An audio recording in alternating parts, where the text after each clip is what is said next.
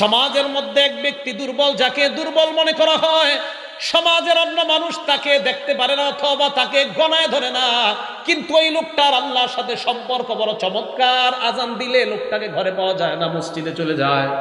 এই লোকটাকে সমাজের মধ্যে তেমন গণ্য করা হয় না। আল্লাহ নবী কয়, তোমরা জানো না মরার পর এই লোকটার সাথে সাথে আল্লাহ জান্নাতের মেহমান।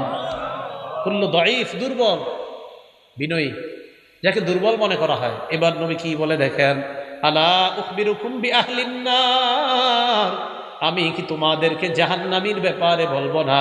কুল্লু উতুল্লিন জাওয়াজিন মুস্তাকবির, প্রত্যেক কর্কশ ভাষী রূঢ় স্বভাবের অধিকারী, কর্কশ ভাষী রূঢ় স্বভাবের অধিকারী অহংকারী দাম্ভিক ব্যক্তি জাহান্নামে যাবে।